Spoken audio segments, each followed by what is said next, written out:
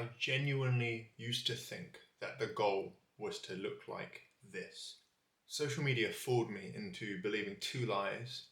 The first being that this was all possible without steroids. The second being that this was optimal for health and wellness. I later learned that a slimmer, more aesthetic, athletic, and well proportioned physique was overall more appealing, healthier, and more attainable. Hi. For those of you who are new to my channel, welcome. My name is Matty. I'm a qualified personal trainer, physiotherapist, and male model, and I have been training consistently for the last 10 years. In this video, I will share with you my exact workout routine / workout split that I use to achieve this athletic, aesthetic, and sustainable physique. Without further ado, let's get on with the video. I am currently following a Stronger by Science 2 times a week upper body and 2 times a week lower body split, with some slight modifications to the accessory exercises. Now, prior to this, I was following the same kind of split at 2 upper and 2 lower. The main difference was with my second upper body day, my main focus was military press. However, my goals, or one of my goals this year, is to get a stronger bench press. And in order to do that, I have to train bench press more. I'm training on 2 days, but I'm going to go into more depth about this and the variations just in a moment. The current 4 times a week workout split that I'm using utilizes undulating periodization. If you guys don't know what that is, then undulating periodization is the training method of varying the intensity and the volume of training sessions. My programming prioritizes the key compound lifts, specifically the ones that I want to get stronger at. So that would be the bench press and the squat. Your ideal program might vary slightly depending on your specific goals. And I really want to highlight this in every single one of my videos. But if you focus on building strength, then the muscle that you build from this will be efficient, dense, and easier to maintain. Yes, it will take a little bit longer, but pros and cons to everything, swings and roundabouts. Strength is a skill, and to get better at a skill, to improve a skill, you have to practice it. This is one of the reasons why, unless you're a beginner, you can train once a week for an upper and once a week for lower, or do 2 whole body splits in a week.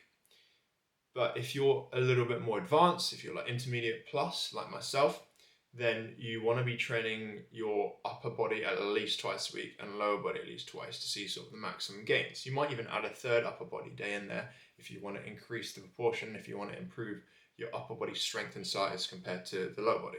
The Stronger by Science training program that I'm using.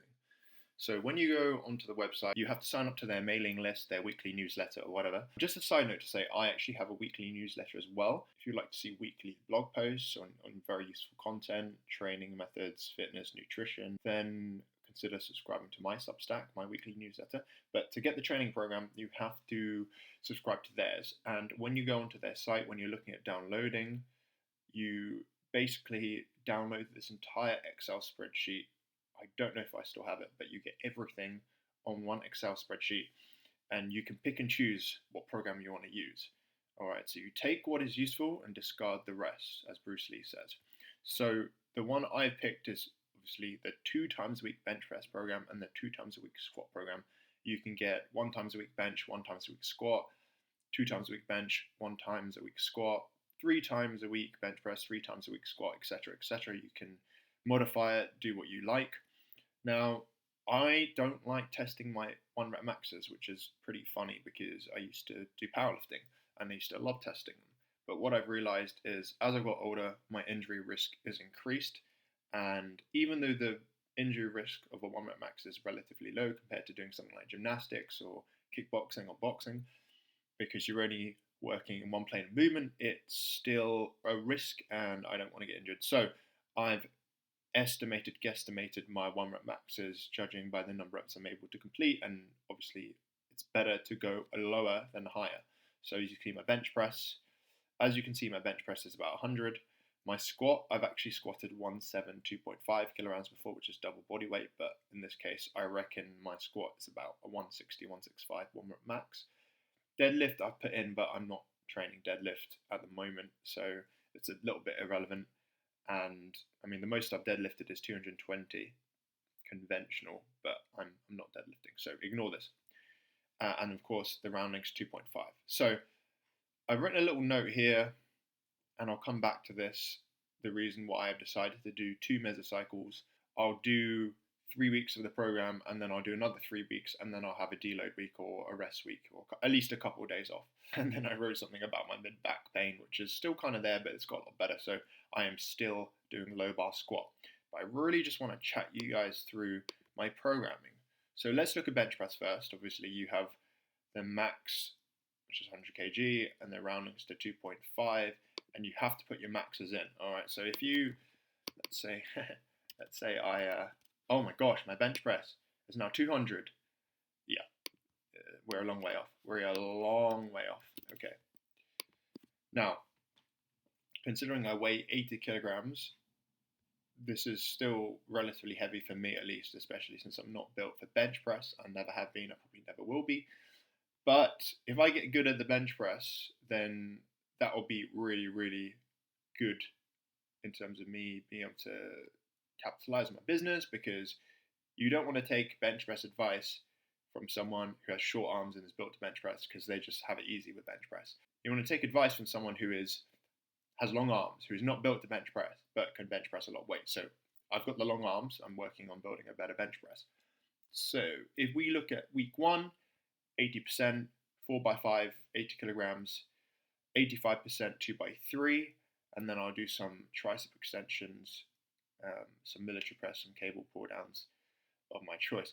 I've actually swapped out the tricep extensions for lateral raises because these 3 are enough tricep work. Well, the bench press and the military press is enough tricep work, and I want to work lateral raises as well as my pull-ups. I've also added in a single arm row, which you can't see on here, just to add an extra rowing movement to combat loads of pushing movements. So that's week 1, day 1. Week 1, day 2 is a close grip bench, and both of these variations are paused, but after warming up, I'll do a 12 rep max. Yeah, not fun. And then 3 sets of 8 to 10 reps, followed by curls of my choice, tricep extensions, a dumbbell fly. These are 2 sets of as many reps as possible. I've been doing that as well, but very recently I've been experimenting with doing more weight and slightly lower reps. This is more for a recovery. So I have actually switched this around, and I'm doing 3 sets of 10 to 15 bicep curls, skull crushers, and then obviously doing dumbbell flies as well. I've also added horizontal row just to combat the close grip bench press, but this program is a lot shorter. This day is a lot shorter. Now, week 2, day 1 is a bit more fun. Can you see how the programming's changed a little bit? We've got an increase in the intensity, 4x3, 85 kilograms, but then 2x5, 80 kilograms. And we're going heavier with military press and the pull-ups. I started to add weighted pull-ups in. Again, using dumbbell lateral raises, not tricep extensions. I should probably change that. And on the second day, the close grip bench is a 10 rep max. And then we're doing 4 sets of 6x8, 6 to 8, not 6x8, followed by curls, bicep curls, tricep extensions, and a dumbbell fly, in addition to horizontal rows. And I added lateral raises in as well. So I really want my shoulders to grow sideways, so I've added those in. But I haven't touched the compound movements, right? The compound movements stay the same. It's the isolation movements that I've sort of modified. And then I'll do week 3, day 1, and you can see the intensity's ramped up further, 3x3, 85 kilos, and 3x1, 90 kg, followed by the same again. And then week 3, day 2 is an 8 rep max, close grip pause bench press, and the same again. Week 4 would be the test and then like a deload, but I actually don't even do week 4, so we can actually get rid of it. Essentially, after completing week 3, day 2, I go back to week 1, day 1. So that is a squat program.